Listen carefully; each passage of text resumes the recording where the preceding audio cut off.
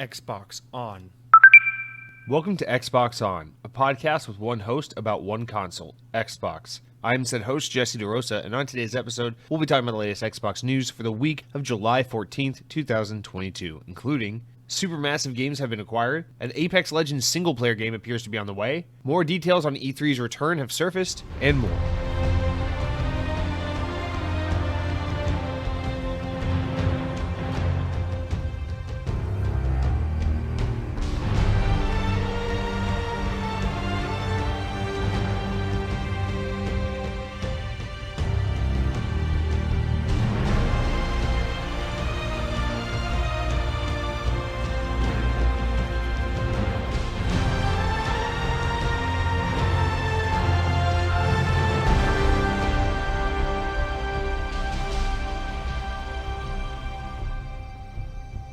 On this day in Xbox history, Rocksmith, the all-new 2014 edition, released downloadable content in the form of Lynyrd Skynyrd's Tuesdays Gone, available on Xbox 360 version in the year 2015. Alright guys, welcome to episode 163 of the Xbox On podcast. That might be one of the more obscure ones. Try to make them as insanely obtuse and just unamusing as generally possible, with rare exception. Just helps keep with the general tone of this show, which is like, why? If there's one lingering question or feeling I want Xbox On to leave people with, it's not informed, it's not entertained, it's why. All right, guys.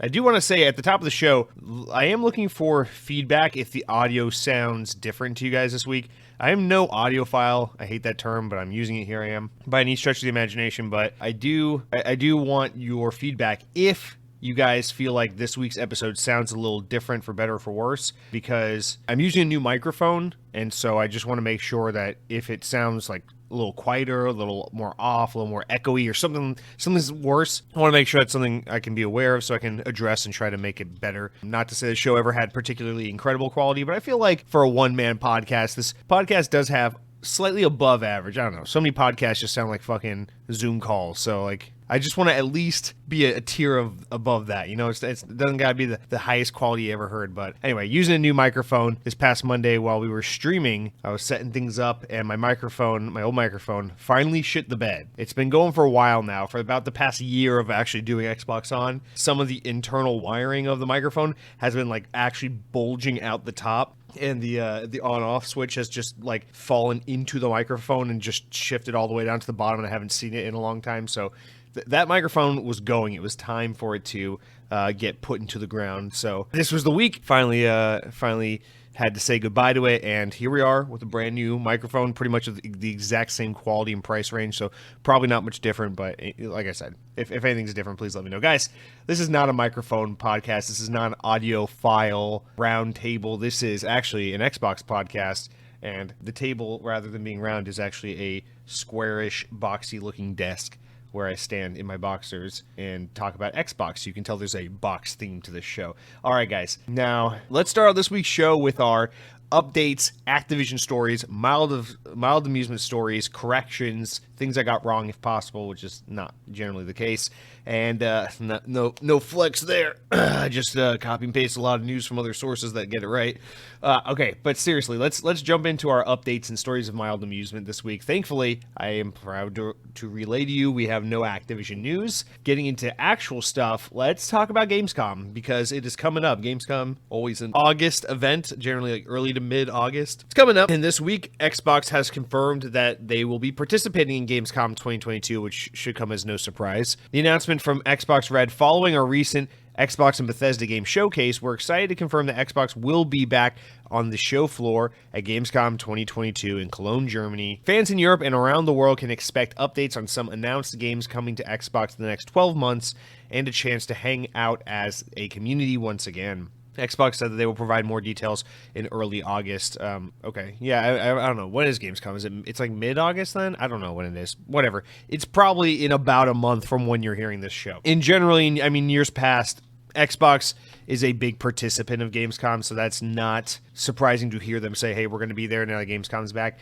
For those who aren't familiar, Gamescom is the biggest gaming convention that happens in the entire planet. It happens in Cologne, Germany, every August or so. And it is, I mean, by size and by attendance, it is just a sheer massive event. And Xbox has actually hosted press conferences there, basically like E3 Part 2s, if you will, the past, oh man, I mean, until COVID and all, Gamescom had to pull the plug for a while.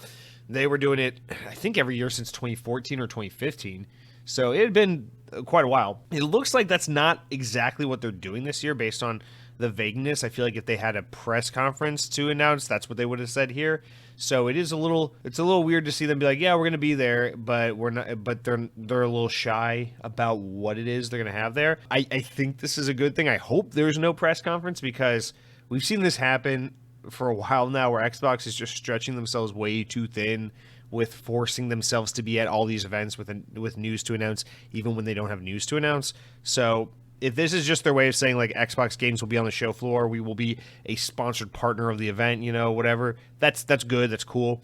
But I do hope this is them kind of saying, in not so many words, we're not doing a press event at Gamescom this year because, boy, it's like, dude, just listen, we get it. 2022 is a little bit of a drier year. It's that way on all platforms. It's not just Xbox. Literally everyone's dealing with it right now. Let's just let it be that way and accept it for what it is rather than try to force hype and then have another disappointing event. It seems like generally in recent history, the way it's gone is like their summer event is always their most hype event. Their Game Awards announcement in December, because they're heavy participants of the Game Awards, seem to be like their number 2. And then Gamescom is usually like a distant third place for relevant or interesting announcements. I mean, the last super hype news we ever got out of Gamescom was in 2015 or 16 when they announced Halo Wars 2. And that's a fucking long ass time ago now. So yeah, let's maybe not make a huge deal out of Gamescom unless you have big deal news to break, which obviously that's not a slight to Gamescom. I think it's just because the proximity of their summer event or E3 and then Gamescom is just, it's too close together. It doesn't make sense. But they will be present in some form or capacity. We will learn probably in about 3 weeks what that means. But don't expect anything too big because, again, I think if they had a proper showcase event, they would have come out with that and been proud to announce it. But again, luckily, we've seen Xbox starting this summer with their showcase they did a few weeks ago start to take the appropriate tact of being like, yo, let's talk about what is near term, like what's coming up in the next 12 months, rather than be like, here are 7 games that have splash screens and titles, and who knows what the fuck they are or when they're coming out. So that's cool. Now we got a little update on Gamescom. We'll hear more from them soon about that. Now let's talk about some updates. Now last week we talked about the Rockstar story, how they were confidently talking about how they're doubling down on development of Grand Theft Auto 6, and that was kind of in response to some leaks that were coming out saying, hey, there were initially some intentions of maybe doing a remaster of the old Red Dead Redemption on Xbox 360 or GTA 4 from the 360 era and putting them on, Series X, updating them, doing a remaster of them.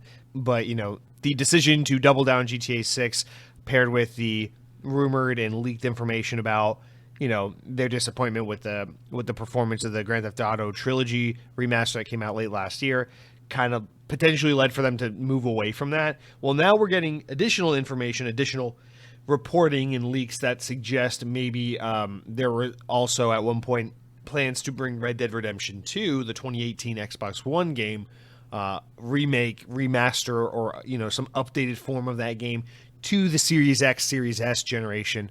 I guess this would be pretty in line with what they did with Grand Theft Auto 5, where, if you remember, Grand Theft Auto 5 came out in September of 2013, just 2 months before the Xbox One launched. So within about a year of the game's release, they were quick to be like, yeah, and we're also bringing GTA 5 to Xbox One because why wouldn't we?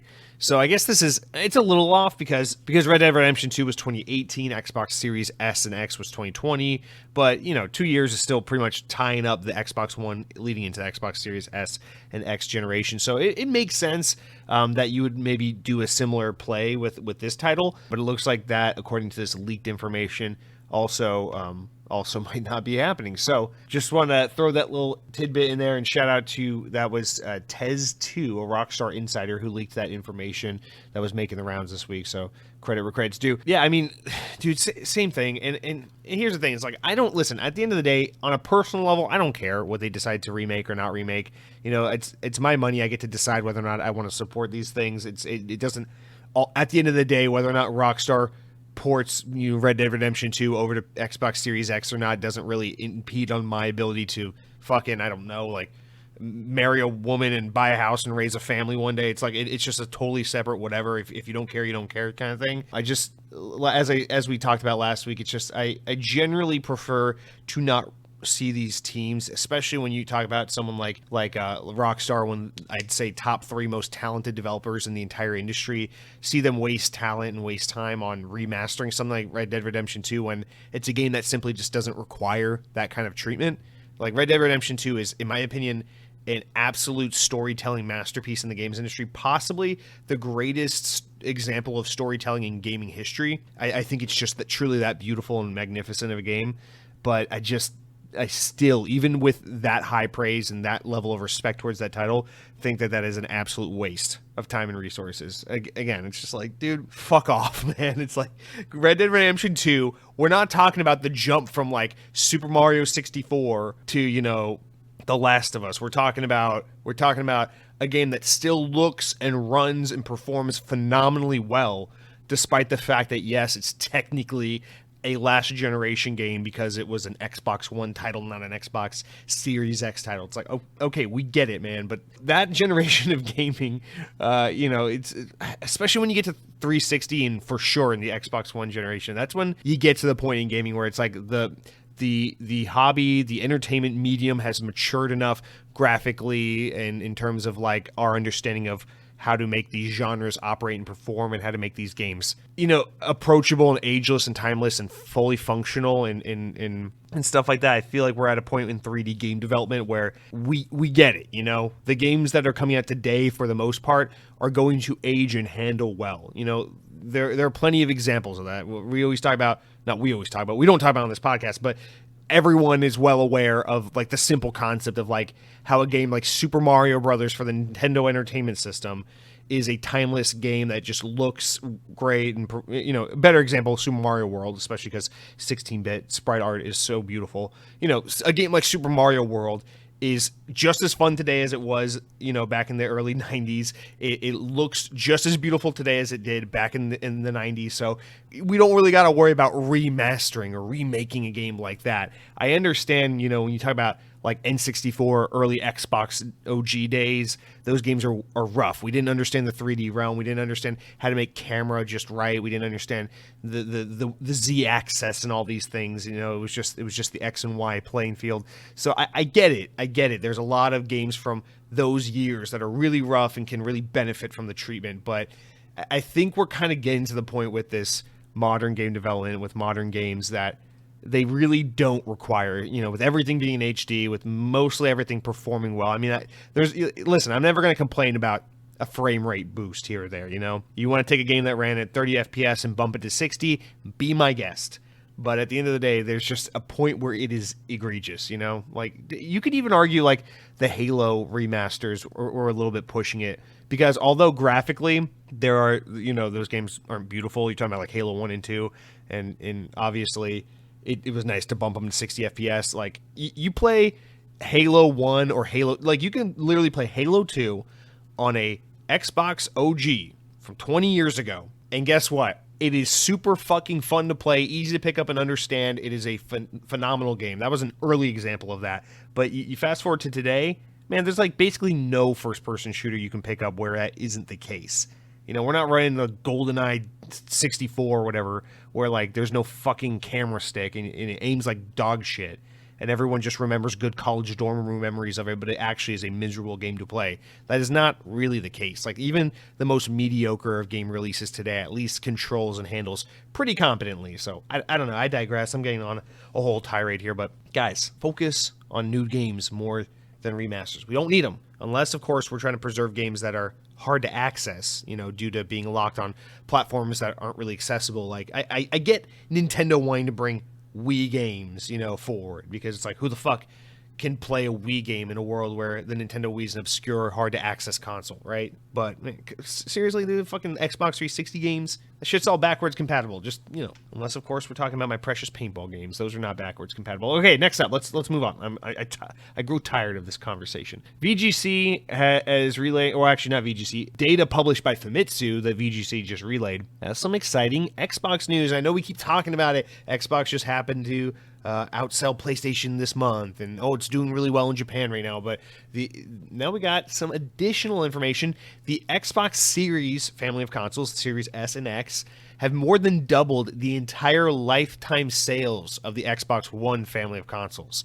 That includes, Xbox One, Xbox One S, Xbox One X, everything. The entire lifetime sales from the day that thing went on sale. Well, actually, I don't know. Did Xbox One go on sale in Japan? I don't think it did in November 2013. I think it was early 2014 when it went to Japan. I don't remember exactly. I had to go back and look. But basically from 2014-ish all the way until you can assume what was a year ago when they stopped making Xbox One. Honestly, it was kind of 2020, basically 2 years ago. But anyway, for a long ass 6 to 7 year run, Xbox One has already been outpaced and outsold by Series S and X, which has only been on the market for a year and a half. So obviously that sounds incredibly impressive on paper, but you have to keep it in consideration that the Xbox One brand sold incredibly shit in Xbox.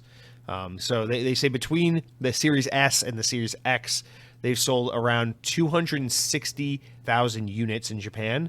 And for context, the Xbox One console sold around 115,000 consoles in its 6 years on the market in Japan. However, the Series consoles still have a way to go before they break Xbox records, because the best-selling Xbox console in Japanese history is actually the Xbox 360, which sold 1.6 million units in its lifetime. And you remember the Xbox One was from 2005 to 2013, roughly, if you're just talking about its time frame. So, I mean, it had a fat 8-year chunk on the market.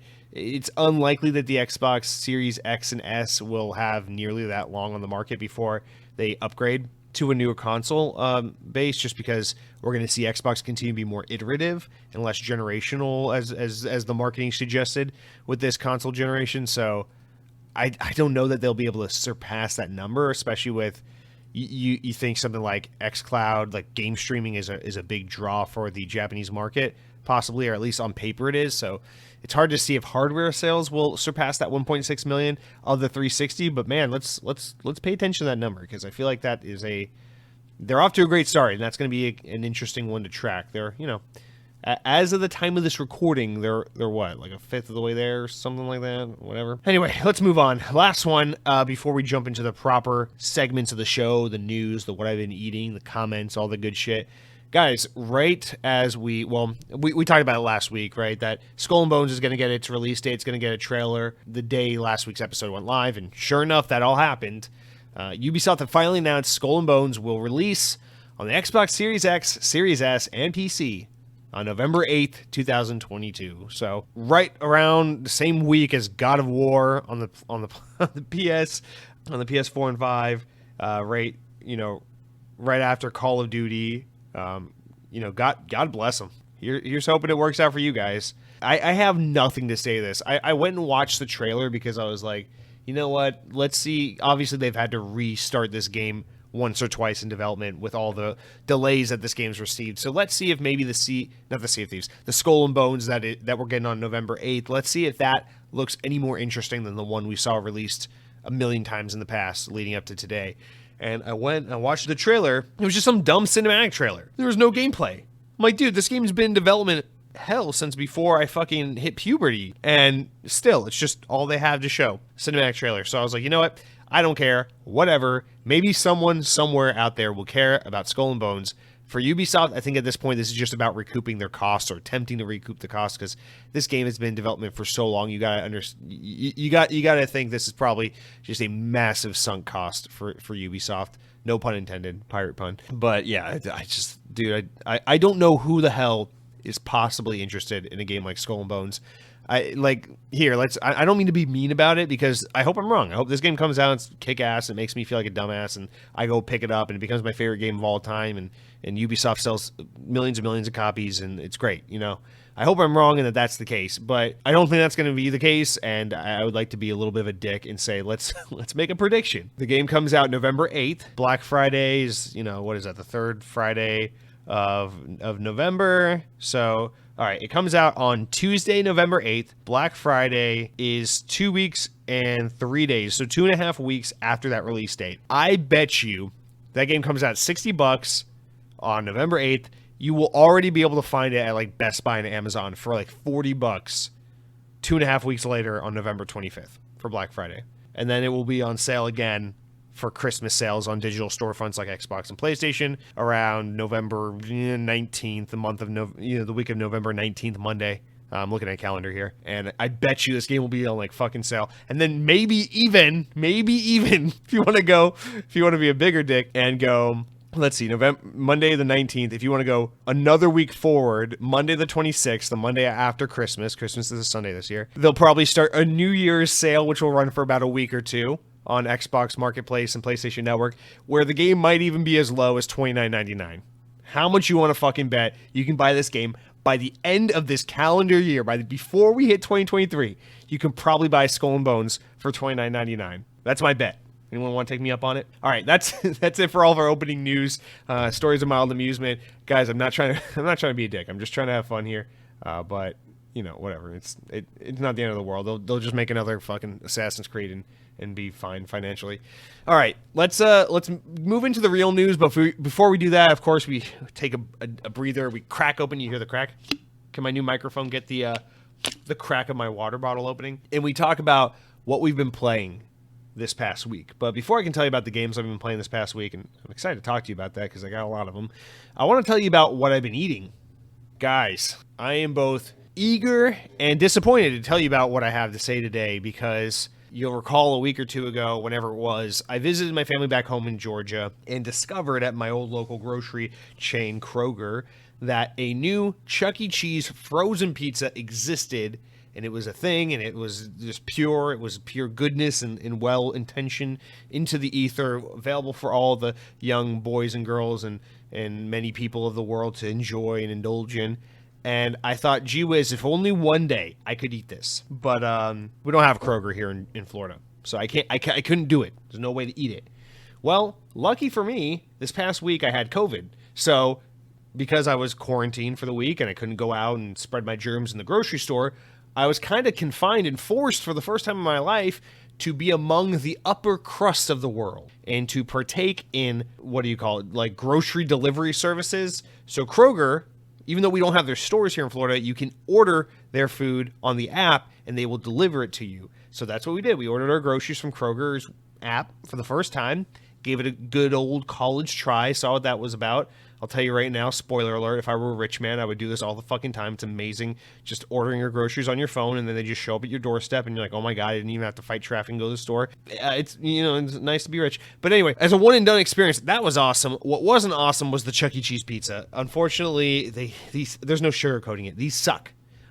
There's two flavors. There's cheese and pepperoni. We got one of each. I have not tried the cheese one yet. We only tried the pepperoni. But man, oh man, there is zero resemblance between a Chuck E. Cheese frozen pizza and a genuine 100% made in-house, made with pure love, passion, and possibly a little bit of arcade token, real Chuck E. Cheese pizza from a proper Chuck E. Cheese store.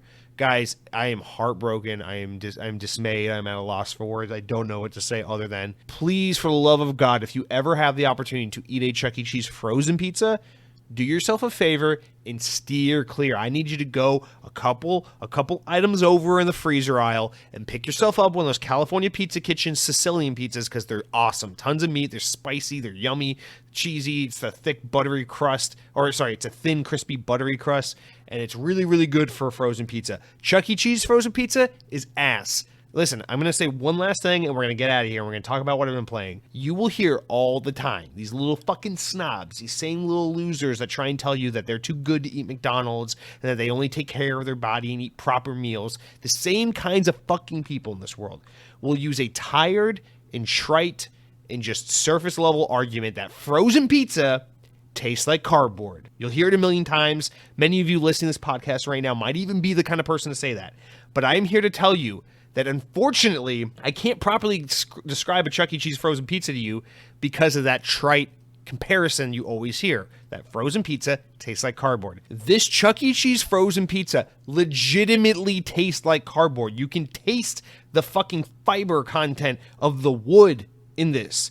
The crust, I shit you not. Maybe we cooked it wrong. I don't think we did. We followed the instructions on the back. It's not that hard. This crust legitimately has the texture that imitates cardboard. And my teeth are hurting just thinking about it. You literally bite into it, and the sauce and the cheese and the pepperoni and everything snap off the top of the pizza, but the crust bends and folds like cardboard paper and does not tear apart. No matter how hard you bite and how hard you try to rip your bite from the rest of the slice, it simply does not dislodge. It does not break apart. This crust is legitimate cardboard. Not like, oh, it's not real Italian dough. It doesn't have the fucking Brooklyn water. You gotta get the Hudson Bay water to contaminate your fucking New York bagels. It's not that kind of shit. I'm genuinely telling you, this pizza tastes like cardboard. I've never felt that way about a crust before. I've always thought, we get it. It's like you think you're so nice. You have such a good taste that you're going to compare it to cardboard. Like, no. This is a truth. Listen, if you ever get the chance, please don't try it. I love you too much. I don't want to see you fall down the same path I fell down.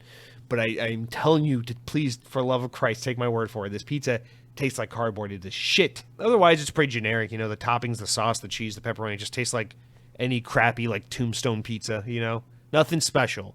But man, oh man, that crust, that cardboard, they fucked it up so bad. I still got a cheese one laying in the freezer, and I'm not a wasteful person, so I will eat it.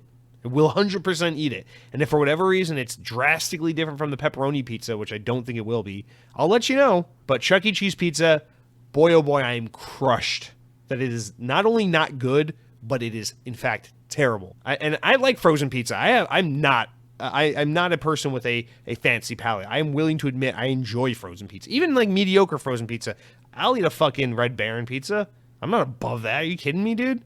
I'll eat a Red Baron pizza any goddamn day of the week, and I'll dip my crust in ranch like a good old little redneck boy.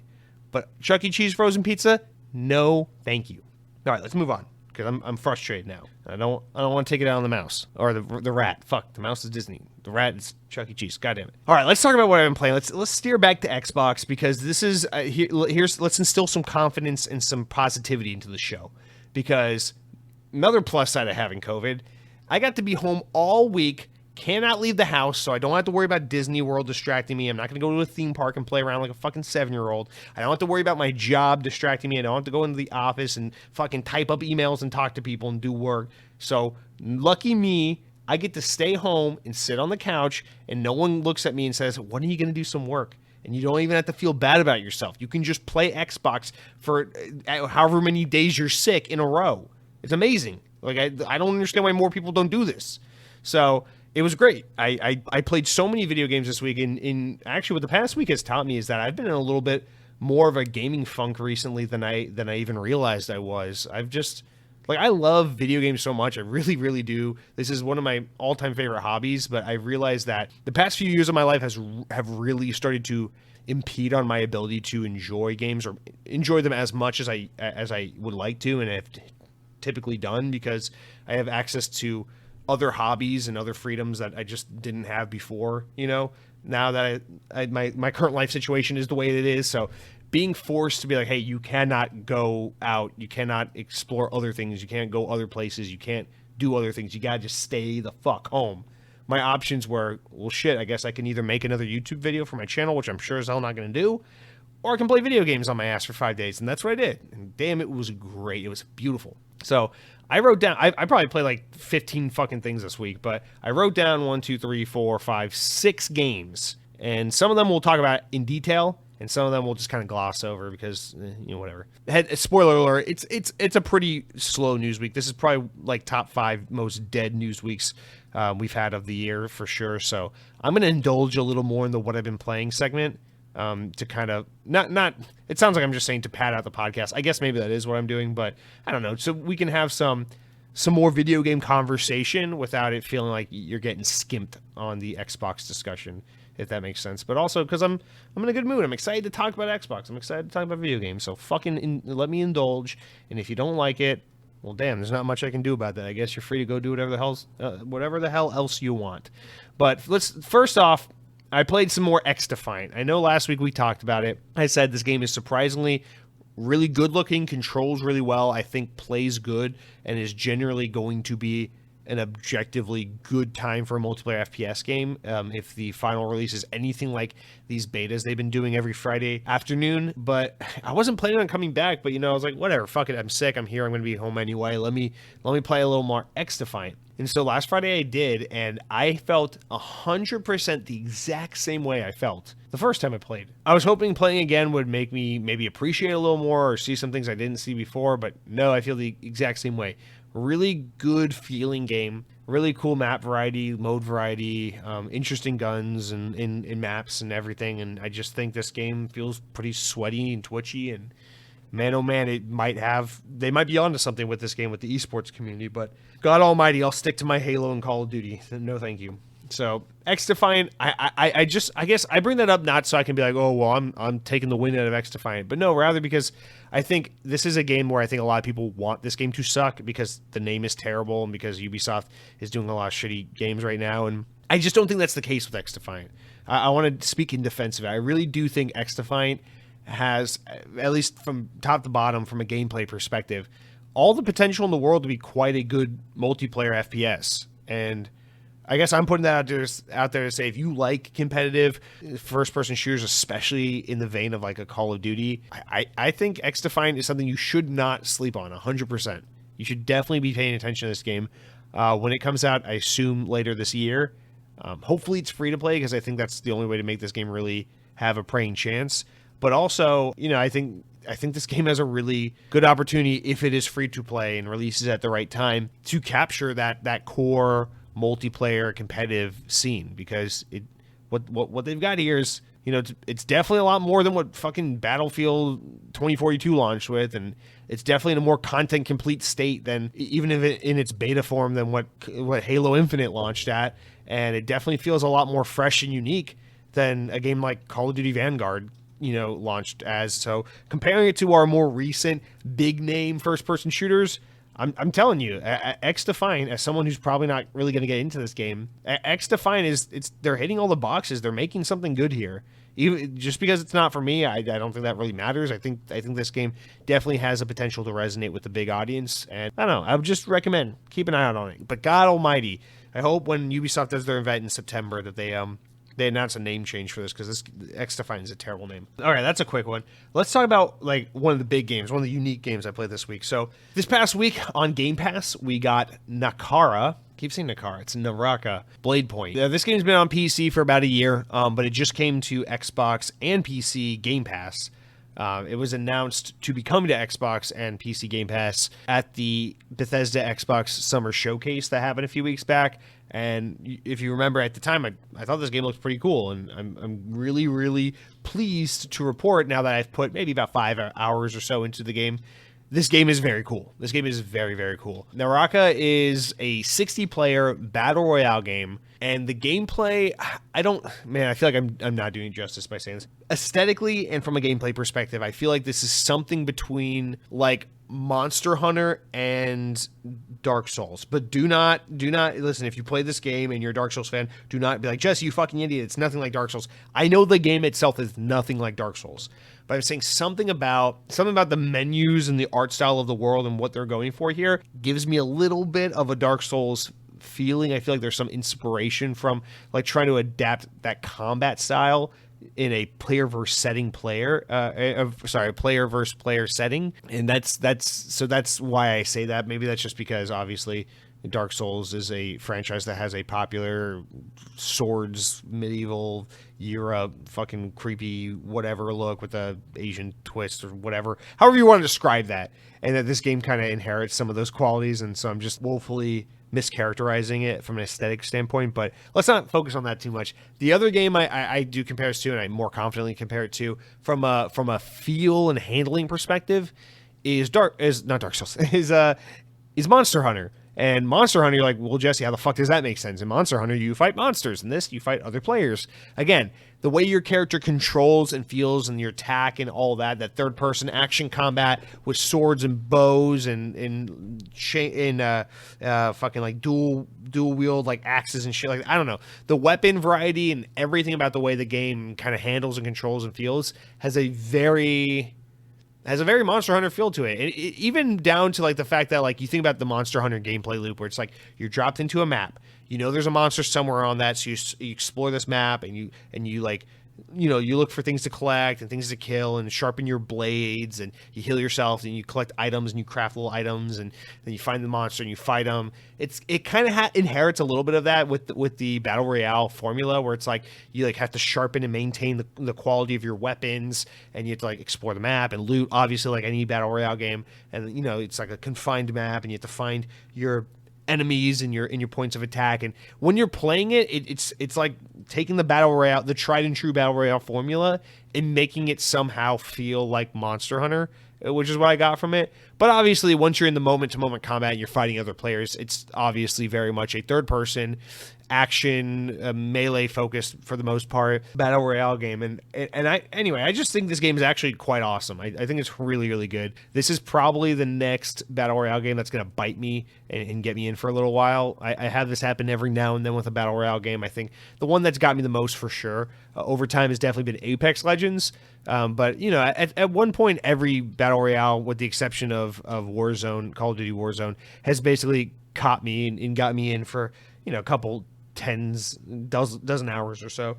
And I think this for sure is the next one. And I'm really, really glad to say that because I think it's a unique game, and I think this is a game that really fits it fits like the tiers of like what Xbox gamers look for, while also offering something new for the Xbox ecosystem, if that makes sense. Like, so this game is developed by, what are they called? 24, it's like 24 Entertainment or something like that. Yeah, 24 Entertainment. Yeah, they're from Hangzhou, China, and obviously that's a very unique thing to see not only a Chinese developer making games for a Western audience and games for the console market, which is incredibly uncommon to see because, you know, for the Chinese market, that's almost entirely dominated by PC and mobile. But also to see it geared towards Xbox, the Xbox market, the most Western-centric console gaming brand of all time. And so I think that's really cool. It's kind of like the thing we're always saying with Japanese games, right? Where it's like, well, listen, if we want to see more stuff from other parts of the world, if we want to see more games from territories like this come to Xbox and diversify the portfolio of gaming on this platform, we got to support these kinds of games. I think this is a perfect opportunity to support some Chinese developers and get their content on Xbox. And I think Naraka is a really good entry point for Xbox gamers because it takes multiplayer, it takes battle royale. Those are two things that Xbox players are very familiar with because Xbox is a very multiplayer-centric platform to begin with, and then adds in something a little more unique, a Chinese developer, a new approach to the battle royale formula. And I think this game is quite successful in just offering a really fun, fleshed out, well-polished, and good free-to-play battle royale game. I guess technically not free-to-play because you got to be subscribed to Game Pass, of course, to have access to it. But I don't know.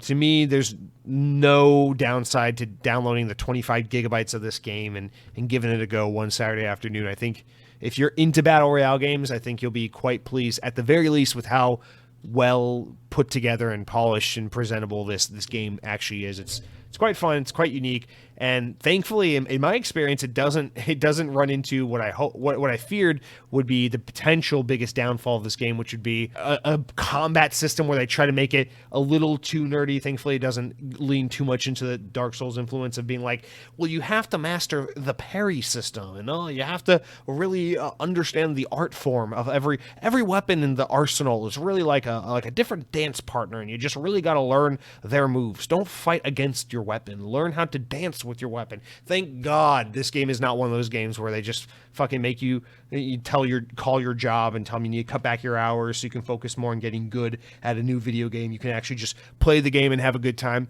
Again, I probably played like 10 or 15 matches of this game, and I can tell you confidently, like, sometimes I absolutely dominate and shred, and sometimes I die and I'm like, oh, that's pretty fair. That person was a lot better than I was. But I never die and I'm just like, what the fuck? They just hack and slash and I never stood a chance. For the most part, it's just like the combat makes sense. It feels fair. It feels balanced.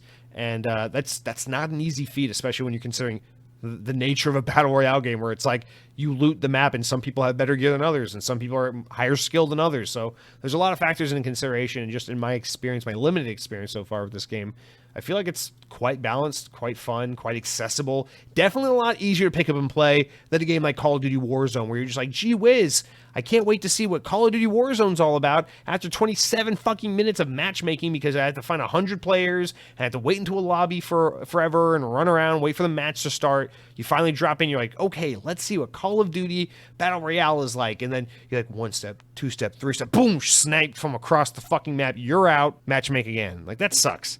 That fucking sucks.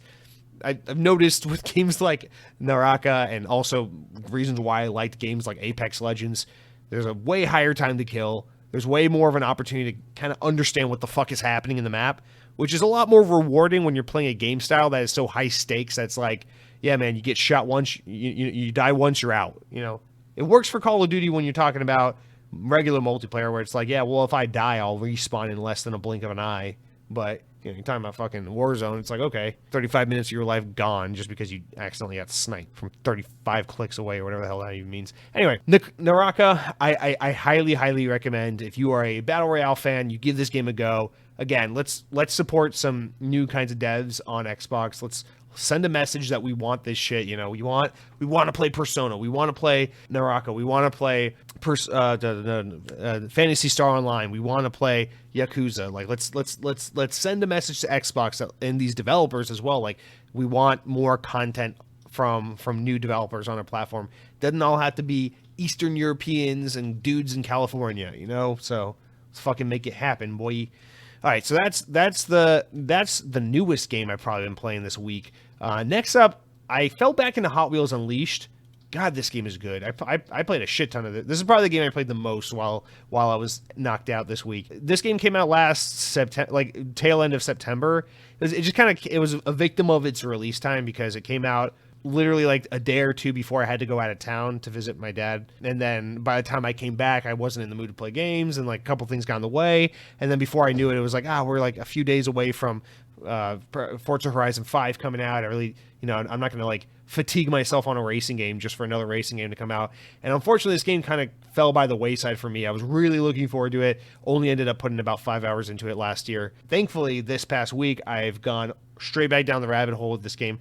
Obviously, there's a ton more content since, the game is almost a year old now. But boy, oh boy, this game is just so good. I can't believe they managed to take Hot Wheels and make it such a competent, legitimate arcade racer. Not like arcade racer, like fucking like go to Dave and Buster's and play one of those Sega machines. I mean like a legitimate, competent racer, like in the vein of like Forza Horizon, where obviously it's a little arcadey, it's a little ridiculous, but it feels legit. Like the cars feel, and there's actual a difference in each vehicle type and each vehicle you use, and it takes some skill and challenge and understanding of the game to properly learn how to master these tracks. And all the while, it is also wacky and zany. And there's speed strips on the tracks, and you have to jump pieces of track and go over a dinosaur who's trying to chomp you, because it's a giant fucking Hot Wheels set made in the middle of a college dorm room, and that's a map in this game. And it's really cool shit like that. I really, really love this game. It's a clear example of kind of where we are with pop culture and nerd culture,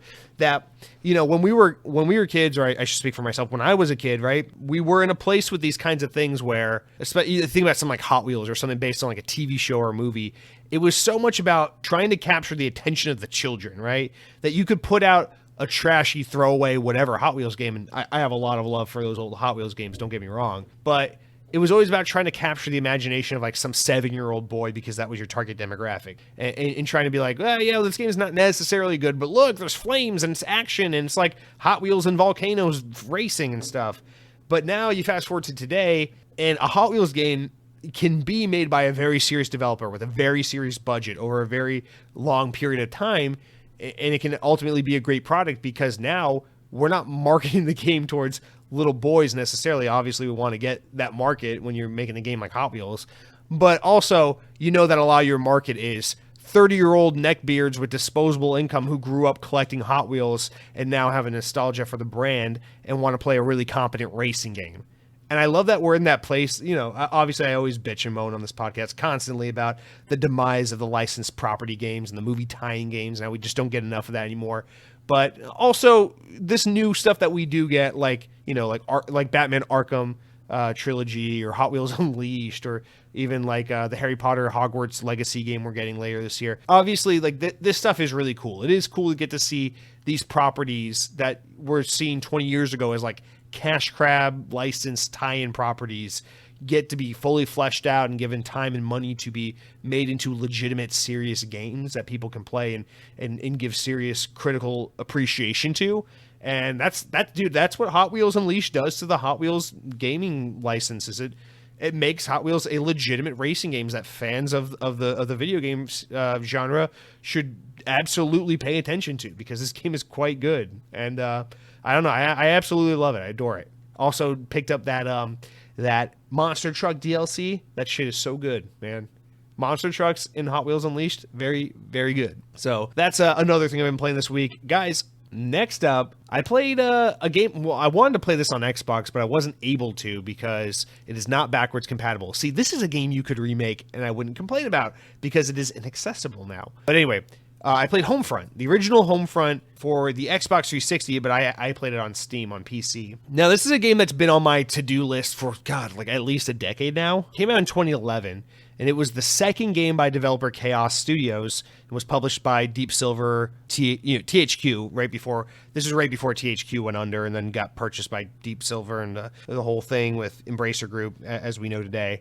But this was the second game by developer Chaos Studios, who were, my understanding was these were a bunch of guys who were like modders on Battlefield games, and they ended up getting to work on a couple Battlefield games before they spun off and got their own opportunity to make their own game. And they ended up making that game Frontline Fuel of War, which was also a 360 game. I think that was like 08, 09, somewhere around that time. That's a game that is backwards compatible on Xbox One and Series X, and I have it downloaded. I just haven't gotten around to it yet. But anyway, this game is really fucking cool. It is... it's a little bit Call of Duty, and it feels like playing a Call of Duty or Battlefield game of its era. It's a late 2010s, it's a late aughts, early 2010s military shooter. This was that era of Xbox 360 where every game looked grim and dark and serious, and it was boots on the ground combat in some war-torn country and blah blah blah blah blah, and get your feet on the ground, soldier, you got a job. It was like that kind of shit, right? And I know, like, at the time we were all so sick and tired of it because everything wanted to be Call of Duty or Gears of War, if you remember those days. But playing this game in 2022 instead of 2011 is actually incredibly refreshing, because the response to this era of gaming is the era of gaming we're in now, which is like anything but that. And it's just Fortnite, colors throwing up in your face. Here's a girl with blue hair and a dude with a fucking dog attached to his side, but the dog is in a wheelchair and has a rocket launcher, and everyone's on rollerblades, and everyone's got pizza to deliver, and it's fucking Fortnite. And oh my God, there's Drake, and he's doing a concert in the game while you're playing. And it's like, okay, calm the fuck down, okay? Can someone just be dead or something, like the good old days? And this game will bring you back to that time period. It's just a grim, super serious military shooter, but it's actually quite a fun synopsis for the game. The idea is that North Korea has become a serious threat in the world stage, and has launched a nuclear attack in the West, and has invaded the U.S. and basically enslaved the U.S. and used an EMP strike to take out their power and kind of cripple the U.S.'s military and its defense force. And it's really cool. Like, you play as this like military ragtag team of Americans trying to, spark a resistance against the North Koreans on your own territory, fighting for the home front, whatever. It's a fucking cool game. It's a really cool concept. Obviously, the story is never like this. The moment-to-moment storytelling, the characters never become anything like too compelling or anything that you get too attached to. But the synopsis itself, I think, is quite cool. It's really interesting.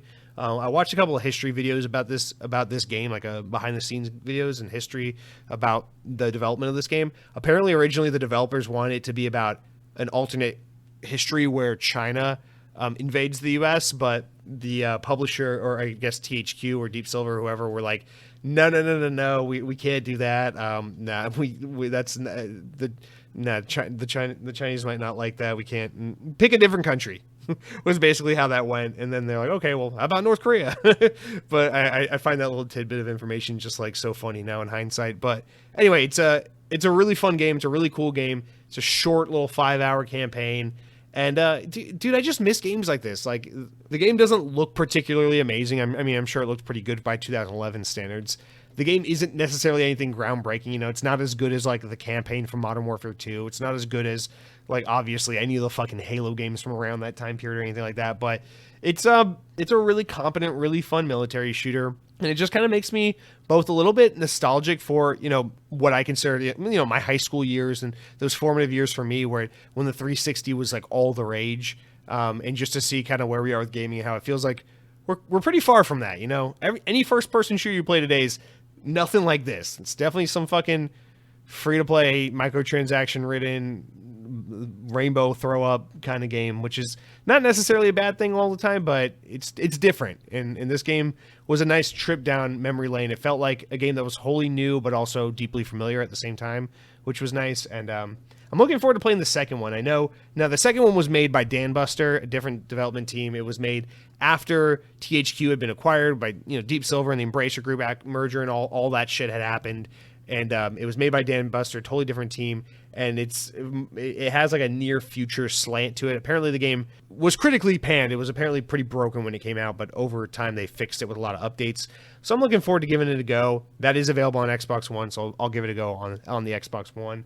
But yeah, I'm interested to continue with the franchise and see what else they were able to do with it following the unfortunate demise of Chaos Studios. But yeah, that's Homefront, dude. That game is quite cool. Next up, I decided to take some time this past week to show my Oculus Quest 2. I'm sorry, my Meta Quest 2 a little bit of love, because I haven't really played any VR in a while. And dude, I have the same relationship with VR that everyone who has a VR headset has. I bought it for a fucking month. I thought, wow, fuck the Xbox, fuck PC gaming, fuck Nintendo, fuck PlayStation. VR is where it's at. I don't want to play any game that's not in VR for the rest of my life. This is who I am now. I will stand in the middle of my apartment with my boxers on and a stupid headset covering my face for the rest of eternity. I don't care how incredibly unattractive that looks. That is me. That is my identity. That is how I identify forevermore. And then after like 4 weeks of that, I was like, you know what? Playing VR is pretty damn exhausting. I'm just going to play my Xbox and nothing else. And now I'm trying to, you know, you got to do that thing. You got to force yourself to use it. It's kind of like the Nintendo Switch. It's like, you know, it's a good platform. You know, it has good games. You know, you enjoy it when you play it, but you really got to push yourself to want to do it. And that's where I am with the Oculus Quest 2.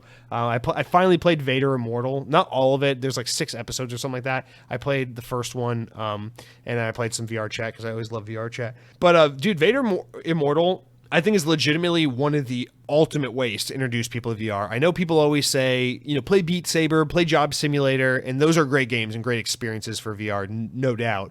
But having finally experienced Vader Immortal, that was exactly the game I needed to play to remind me why I loved VR so much and why I fell in love with it in the first place.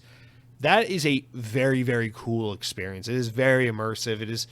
Vader Immortal is one of the few times where it's like, oh yeah, I actually feel like I'm engaged in like a storytelling experience within VR, which is a huge issue I have with VR. So often it's like, this is a cool experience, but once you play it for a long period of time, you find it shallow and then you fall off and you don't really want to continue on with it.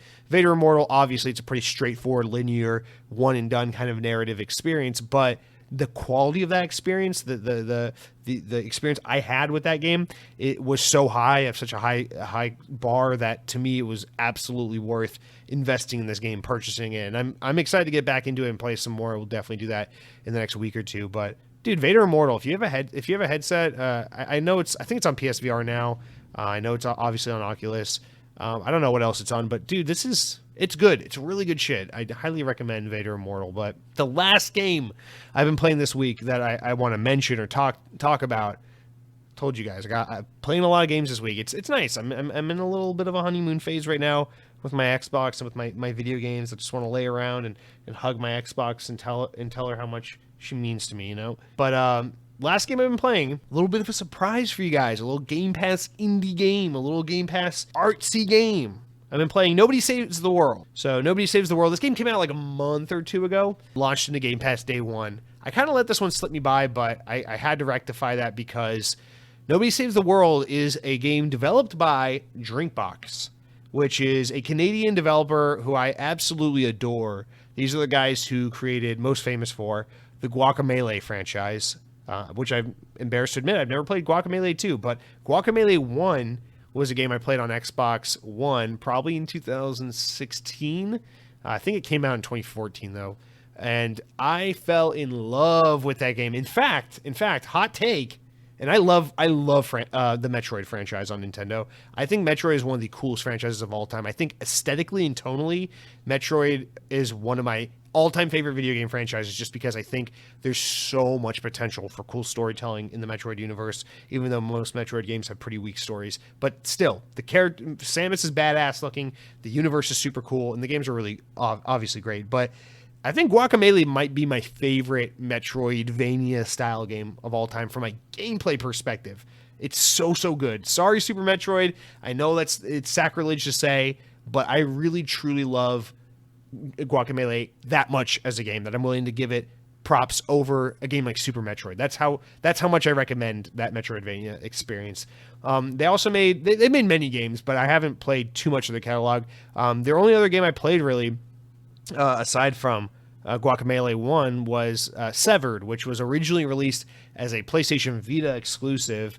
It's like one of those like old dungeon games where I don't even know how you describe that genre, where it's like you can literally only go left, right, straight, back, and it's like you go, down the dungeon, and then it's like you open this door and there are enemies, and it's very rudimentary, like A combat, and then you back out of that dungeon door, you turn right, and then you go in. I don't even know. I'm trying to think what a good game example is of that genre. I can't think of one, like a fucking idiot. But it's a really good game. It has their signature artistic style that Drinkbox games have, and the whole combat twist to the game was that you use the touchscreen to slash the enemies, and there's like certain marks, kind of like Fruit Ninja, and you have to like cut in the certain directions to defeat the enemies and to attack them. And it sounds gimmicky as all hell, but the game was really good and it had a cool story. But anyway, I'm just saying that to preface how much I really admire this developer. But Nobody Saved the World is the latest entry or the latest game from developer Drinkbox.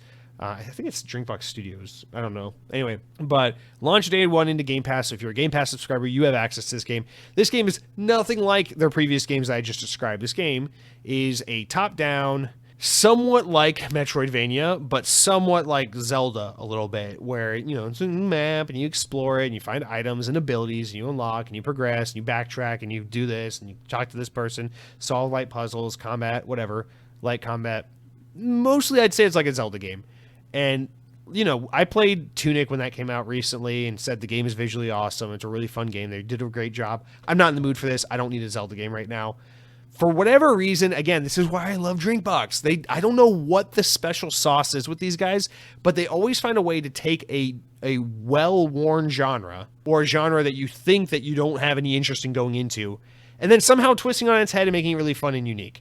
I'm only an hour into the game already, or so far, of like a 20-hour game, but I can already tell whether I finish it or not. This is a game I'm going to greatly enjoy and continue to play through and try to get as far as I can, because damn, this game is fun. It's fucking cool. The slant here is that, you're like, you wake up in this village or town where you're from and you don't remember who you are because you have like amnesia or something. And the whole town like also thinks that you're responsible for the disappearance of this guy. And so they banish you and think that you're a kidnapper or something like that. And so you have to like rediscover who you are and like earn your power back and like get back to, whatever, build yourself back up, typical Metroidvania trope, but use it in a narrative purpose. And rather than just unlocking abilities, it's like you unlock different forms of yourself. So like you can transform into like an archer or a rat or a fucking like armored warrior or whatever. Just like all these different forms of yourself that you can turn into. and it's really, really cool. Obviously, every kind of character can fit into different spaces, has different combat advantages and disadvantages, has different puzzle and story and, different plot purposes and uses. And so you got to creatively use your different forms and self to, get through the game and do shit. It's really, really cool. So think Zelda with a little bit of a Metroidvania twist and just really interesting drink box shit where the art style is fun and captivating. The mechanical twists are a little creative and wacky, and it's a good time. I'm a little early in the game to give too much nuanced opinion on the moment-to-moment gameplay and mechanics of it all, but I can tell you that first hour of the game flew by, and I will definitely be back for more. This game is really compelling, really intriguing.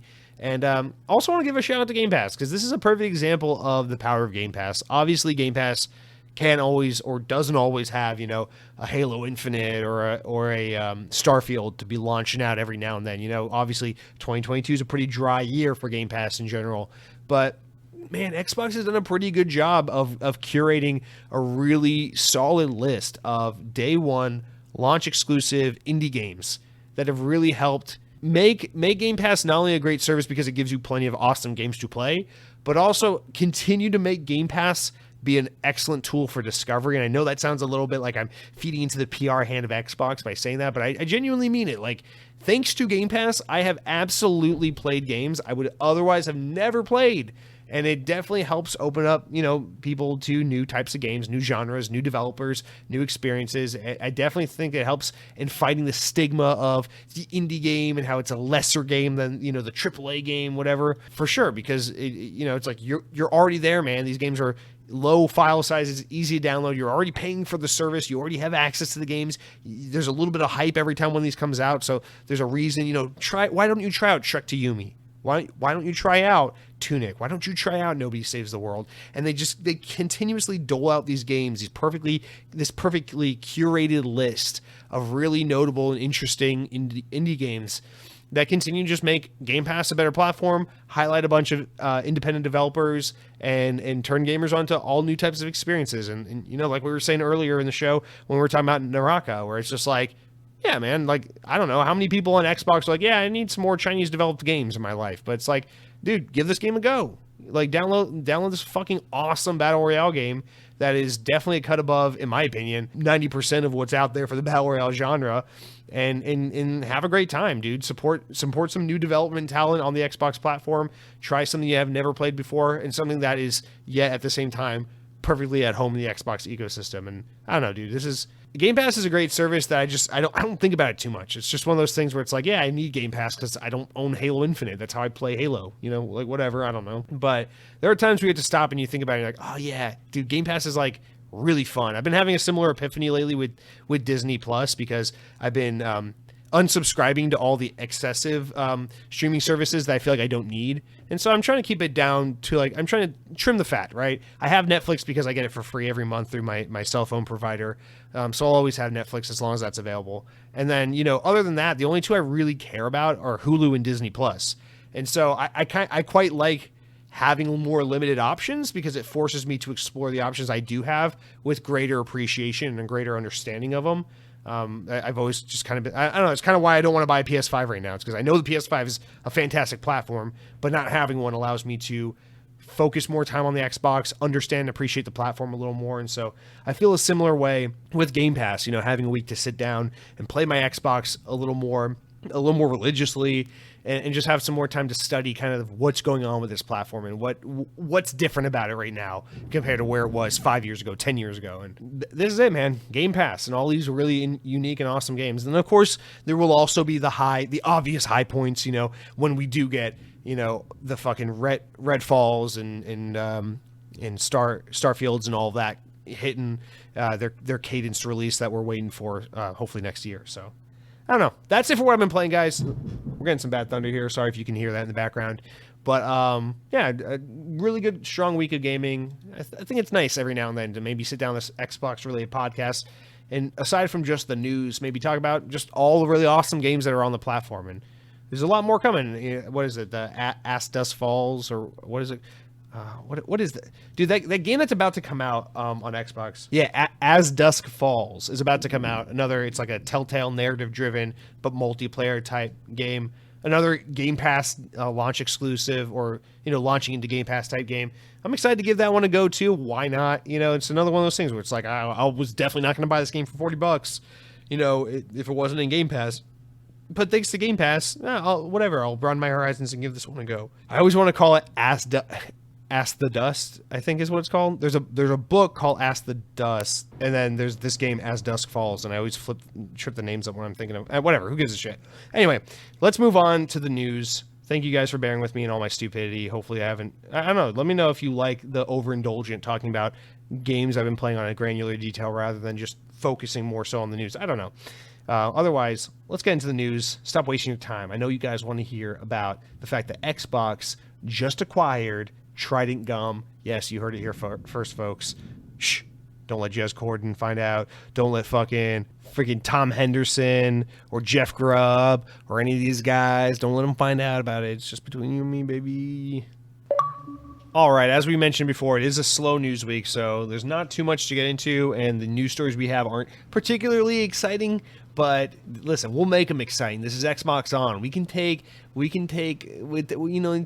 a fish and you use it to teach a man to eat a fish.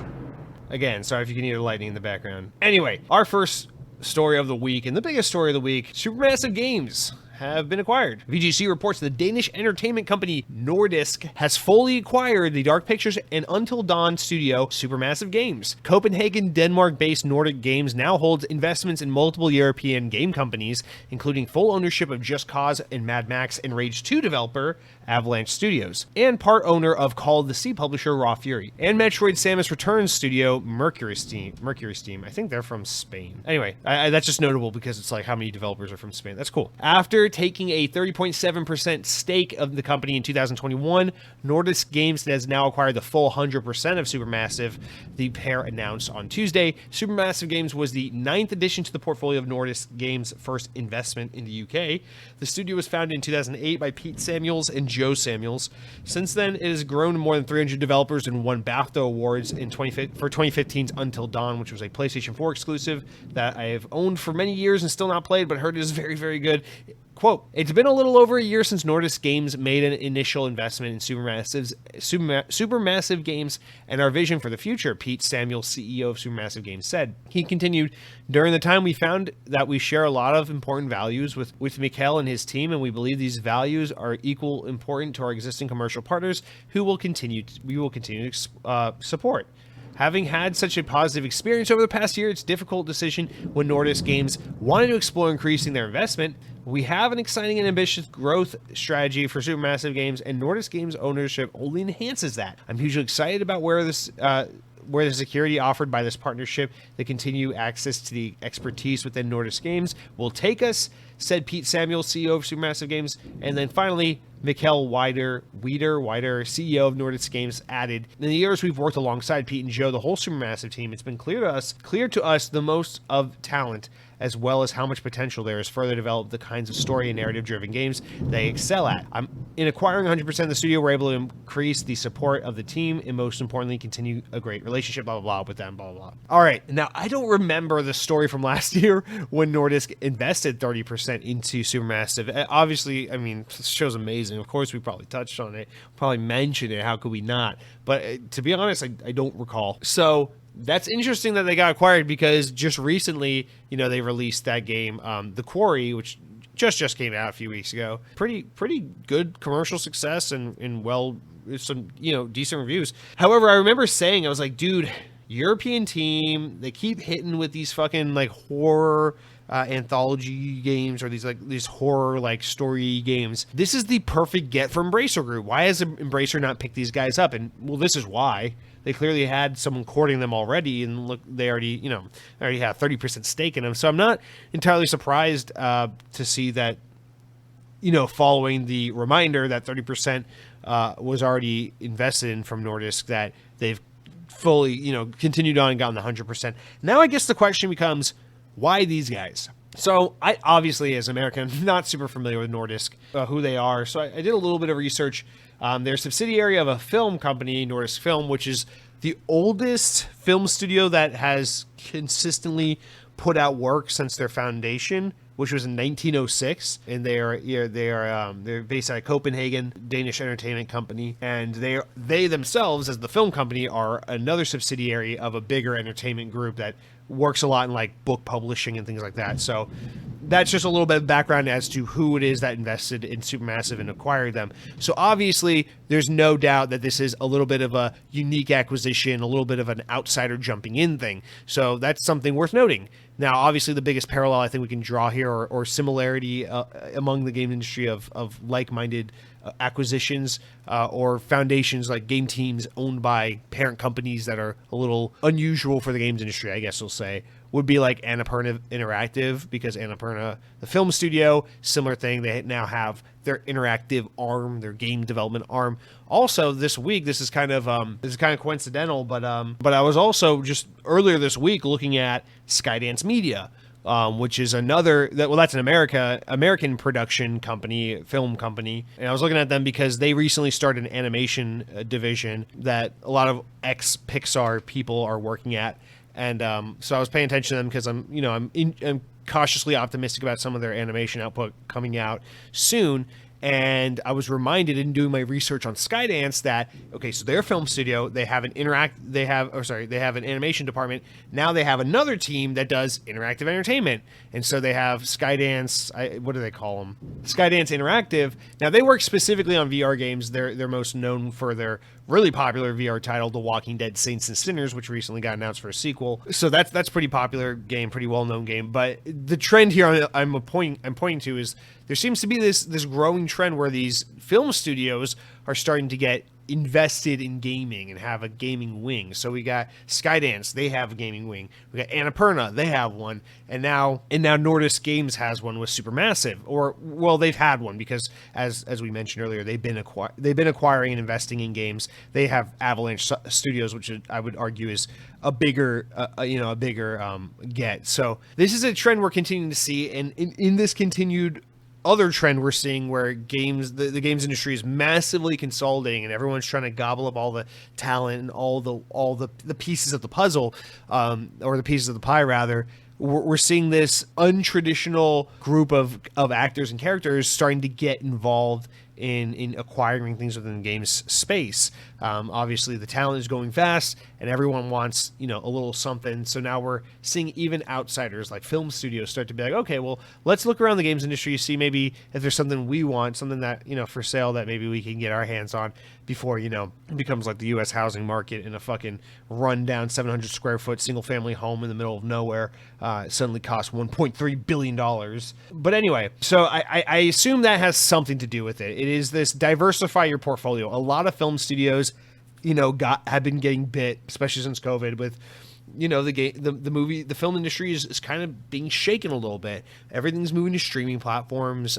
It's about getting deals with the streaming outlets to try to get a deal to get one of your films on them. And theaters, for a long time were really hurting, and now they're kind of back. And some movies are doing really, really well, and some movies just aren't really coming back with the theater crowd. So it's kind of a weird time for movies, and it's another one of those things where the pandemic, the events of the pandemic really shook up for a lot of industries how these people view their what have been traditionally viewed as stable industries, right?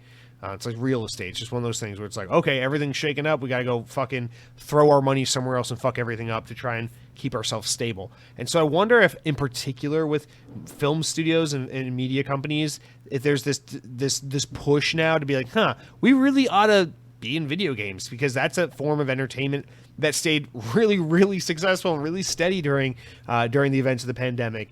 And I mean, you look at a company like Nordisk, and it's like, it actually makes perfect sense. Their longest running arm is in book publishing, and they've been in film for so long now, well over 100 years, that it's like, yeah, why the fuck wouldn't you be in video games? It's a natural evolution to go from books to movies and then now to video games. So it all makes perfect sense for them, and I can see on a larger scale why others might do this. This might even be part of why you guys remember the story last year where Warner Bros was rumored to be looking to sell, and Microsoft was a potential suitor and all of that. And then ultimately they decided, you know what, let's not do that. Let's hang on to our gaming division. And now I know we've heard rumors since then, again, of them being like, we might sell certain IP off, but this might be why Warner Bros. Decided to stay in, is because like obviously we knew they wanted to offset some debt. That was what the reports were. But gaming is so lucrative. I know it's a huge investment up front because they're these massively expensive projects that you got to sink many years into before you get your return on investment. That's why pre-order culture is so big. That's why games as a service culture and microtransactions are so big, is because they want steady streams of income and not just these big dry spells of invest, sell. Invest, sell product, So I wonder if that's what this is, that we're starting to see this growing trend of studios want to get it. Listen, I hope that's the case. Fuck you, Disney. I just want to throw in as a side note, because all these movie studios trying to get in games. Meanwhile, Disney 5 years ago was like, nah, we out. And they sell their fucking gaming division because they suck and because they hate happiness and because Disney Infinity is over. And I'm still not, even though that is over, I'm not over it being over. You know what I mean? So that is a whole thing that I'm still emotionally torn over, but it seems like that's a trend we're seeing here. So let's try to hone in a little more on Nordisk. Why Supermassive? I don't know. This is weird because you look at the other teams they've invested in or acquired, and they're extraordinarily gameplay focused teams. You think about Avalanche Studios, you think about like Just Cause or Rage 2.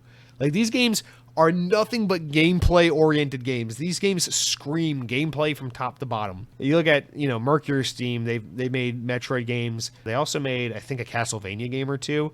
Very gameplay-focused games. So to acquire a team that is incredibly narrative-driven, story-driven, cinematic, experience-driven, it draws a lot of parallel with Nordic's expertise in film, but it doesn't really fit the suit of other the stable of other studios that they have under their reign with Raw Fury and the rest. So I think that is also a notable thing. Obviously, maybe just an attempt to diversify, but also maybe this is one of those, kind of like when Bungie was acquired by Sony earlier this year, where it's like, we're not just buying you guys because you guys can make games and sell games and we can make money off that, but also because we think you guys are a good case study kind of studio where we can analyze your ability to merge movie-like storytelling into an interactive medium like video games, because you look at what Supermassive does with the Dark Pictures anthology and with The Quarry and with Until Dawn, and it's exactly that. It's like these Telltale Games style movies that you play with quick time events and decision making and interactive elements, but it's also very cinematic, very narrative driven, very movie like. And maybe there's this push or desire, interest, as we continue to see the films industry take more of an eye towards gaming, and Netflix want to get into gaming and all these things, where it's like, well, clearly gaming is here to stay. Clearly it is a very, very important form of interactive entertainment or entertainment or media in general. What is this relationship between gaming and movies, and what can we draw out of that? And you almost wonder if maybe there's an attempt to tap into that and maybe study that more, because there's potential there. Movies can learn a lot from gaming, and gaming has definitely learned a lot from movies. And I think interactive storytelling is something that is largely I don't want to say unexplored, but it's still largely in an infancy stage. And that conversation, I think, is so maybe a little too general, but can be had in any kind of video game related conversation. We can have that talk, especially if we're talking about VR. You can have that talk when we talk about games. We talk about earlier in the episode how Red Dead Redemption 2, probably the best story ever told in a video game. Yeah, because video games typically and historically don't have the best storytelling.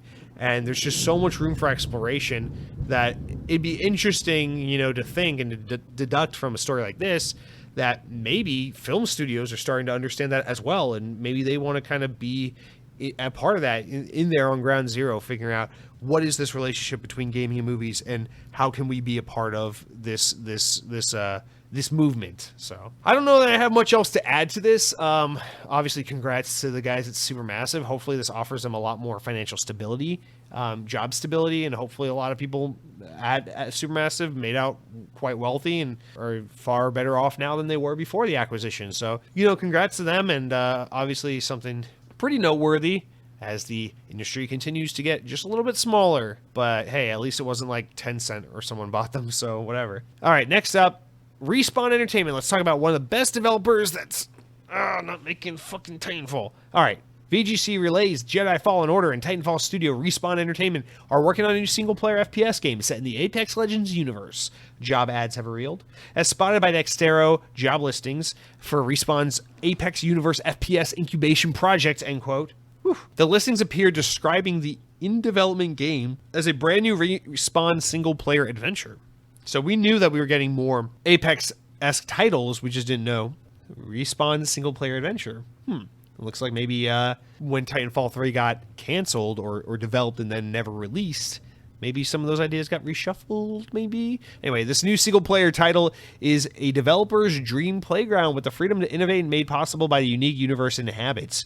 The job description reads, one of the job descriptions read, quote, it's unclear if the project is related to the unannounced single-player project Respawn is confirmed to be working on last year. And according to GamesBeat reporter earlier this year, the title is a first-person shooter being built around the guiding principles of mobility and style, but it is not a Titanfall sequel. So this fits a lot of those descriptions and reports.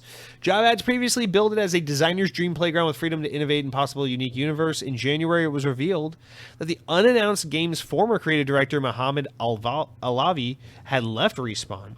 He was previously a senior designer for the Titanfall series and a narrative design director for Apex Legends, and also a design iconic Call of Duty missions, including All Gillied Up, while he was at Infinity Ward. Of course, as many of you know, Respawn are a bunch of ex-Infinity Ward people. They took the best of Infinity Ward, left Activision, and made Titanfall, which is better than Call of Duty, which is why God said, no more Titanfall. Respawn's parent company, Electronic Arts, can you believe they wrote that in the article? I didn't improvise with that. Respawn's parent company, Electronic Arts, also announced this year that the studio is working on 3 Star Wars projects. We know one of them is the sequel to Jedi Fallen Order, which we just found out was called, and I already forgot the name, it's called Jedi something. I don't know. I forget what it was called. It's called like Jedi Stolen or something like that. I don't remember. There's also a rumored XCOM style Star Wars game with a bunch of XCOM people and XL people. I don't remember.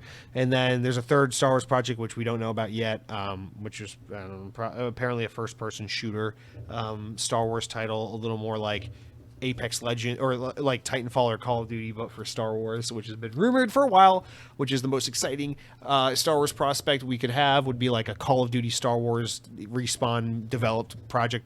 Fuck, that'd be cool, but whatever, we don't know yet. Anyway, all of that aside, let's talk about this job listing here. Let's talk about Titanfall. Let's talk about Apex Legends. This sounds to me like all the work they did on Titanfall 3 was not for nothing, because they're able to maybe refocus a lot of those ideas and inspirations and efforts into making a new Titanfall game or making a new Apex Legends game. The thing I cannot get over, because when Apex Legends was announced, was still at the height of my Titanfall is awesome, fuck yeah, tattooed on my chest kind of phase. And I will always remember, because I was there the fucking day. Well, I wasn't there in person. I was there in a Starbucks coffee doing homework on my laptop watching the live stream when they announced Apex Legends. And they kept saying it is a battle royale game set in the Titanfall universe. Again, it is a battle royale game set in the Titanfall universe. And even when they announced it, people were like, that's fucking dumb. There are no Titans and there's no wall running. And they're like, we tried to put wall running into Apex Legends during development. It didn't fucking make sense. It didn't work. It broke the fucking game. That's why there's no wall running. But obviously there is a lot of Titanfall DNA in Apex Legends. You can fucking tell, especially not only just because some of the art styles, some of the enemy types and things like that, and the equipment and references, but also because like the sliding mechanics and the mobility feels very Titanfall, despite the fact that yes, you cannot run on walls. So yes, you can feel and see a lot of Titanfall influence, especially on early Apex Legends. But here's the thing: Apex Legends has gone on to be so much bigger than Titanfall ever was, unfortunately, because Titanfall is so fucking beautiful, it deserved more. That and I should say, Apex Legends has also gone on to evolve so far beyond what it was initially, especially with its character roster and its insanity with its just fucking seasonal content storytelling and just what it looks and plays like now, that I feel like everyone's just forgot, Respawn including, or maybe they're just hoping people have forgotten. It's like, yo, this was supposedly some Titanfall universe game. And now they're just like, oh yeah, we're making a Apex Legends video game. It's set in a unique Apex Legends universe. It's like, wait a minute, is this Titanfall or not? Because the rumor is, well, it's not in the Titanfall universe. And so what I'm guessing is they're basically, I feel like because of the success of Apex Legends, the way it's basically being looked at from Team Respawn is like, no. Apex Legends is not in the Titanfall universe. Titanfall is in the Apex Legends universe. And so this game probably is an Apex Legends game. And let's just go with that from the reporting. That's we got an Apex Legends game on our hands. Listen, this is the next best thing. I don't begrudge Apex Legends. I'm not going to be one of those people that hates it just because it did well and Titanfall didn't. You know, I think Apex Legends is a very good game, and I'm really glad that EA and Respawn have gotten the success they have with it, because it has allowed Respawn to get a lot more respect and notoriety among the industry, and it has allowed EA to keep Respawn on their good side so they don't shutter Respawn like they did with all their other fucking studios. I'm looking at you, Pandemic, I miss you. So all in all, I'm really glad that Apex Legends has been as successful as it's been. That said, dude, we need to see Titanfall live on. I will not stop beating this drum. I will be that annoying person for as long as I need to be, because Titanfall was too good to let go. And so, yeah, I don't care if you call it Apex Legends. I don't care if it doesn't have Titans. I don't care if it's a little bit different. As long as you can kind of make it like the most Titanfall 3 you can possibly make it while still being a Respawn or a Apex Legends game, I'm for it. I'm with it. I'm good. I'm good for it. But, like, please, for the love of Christ Almighty, let this be the spiritual successor to Titanfall 3. Or to Titanfall 2, I guess. Because, God Almighty, dude, have you played Titanfall 2? It's, God, that campaign's so good, man. What's wrong with you guys? Where were you? What, you were all gonna fucking play Battlefield 1 that year? Listen, Battlefield 1 was good. Such an overhyped game. It was good. It was good. I have nothing bad to say about it. It was a good game. Where were you when Titanfall 2 needed you? All right, let's talk about E3. VGC reports that ReedPop, the events company behind PAX, EGX, and Star Wars Celebration, New York Comic Con, will officially take over the running of E3. The ESA, the Entertainment Software Association, announced the news this past week, recent confirmation that the flagship show will return in 2023 in person for the first time in 4 years. As well as running the high-profile event in the US and Europe, ReedPop is the owner of Gaming Network, which runs websites as Eurogamer and GamesIndustry.biz, VG247, and Rock Paper Shotgun, and is in the network partner of VGC. Commenting on the news, ReedPop said E3 2023 would welcome back publishers, developers, journalists, content creators, manufacturers, buyers, and licensors, and also high-detailed showcase and feature in-person consumer components. Sounds a lot like the E3 that we were getting that was reworked for 2020 before everything got shut down. It's claimed that it listened to feedback in the gaming community and would honor what always worked about the game's event and reshaping what didn't. Kyle Madsen, Kish, ReedPop's global VP of gaming, who will lead the newly formed E3 team, says, "For years we've listened hard and studied the global gaming community's feedback. E3 2023 will be recognized as epic, a return to form that honors what has always worked, blah, blah, blah, blah, blah. The event before the pandemic forced E3 into a hiatus. The ESA was already facing significant pressure to reinvent the show, with several major publishers, including EA, Sony, and Activision, abandoning the event in the years following up. And that was before the cancellation urged companies such as EA, Ubisoft to enjoy the success of running their own digital events, which would happen near and around E3, but not at E3. A notable competitor also emerged during E3 in the form of Jeff Keighley's Summer Game Fest. The show's first in-person event was last month and will return again next year, no doubt, due to its popularity. We already know he's working on his next show, and we'll see him back in the Game Awards this December. A notable competitor, the company's head of B2B, business to business, Christopher Dring, who's also been involved in discussions around the future of the show, claimed the company intended to embrace, quote, everything that takes place during E3 week. And this is his long quote as the story rounds out. He says, "We dreamed up ways we could always make the event more of a celebration and less of a battleground. They had thought about it, and we discussed ways to embrace everything that takes place during E3, whether it's part of the show floor or not. And that includes things like the PC Gamer Show, the Devolver Digital Cars Park, and yes, Jeff Keighley's Summer Game Fest. Because to those watching at home, all of it is E3. To most people, the event isn't Toon Hall in downtown LA, but the showcase, the reveals, the video games. E3 is more than an expo. It's an idea. It's the biggest. It's bigger rather than ReedPop and the ESA. I'm sorry, I can't read for shit.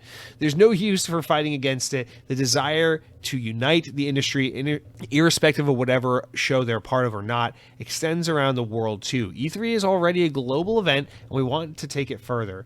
Some of the ideas are too ambitious to pull off in 1 year, but we can certainly give it a try." So at first I was going to put this in like the top of the show and be like, it's important enough to make the news, not important enough. But then I realized it was this last quote that was like, obviously this is a bunch of fluff. It's a bunch of high promise or lofty goal setting without really any substance to back it up.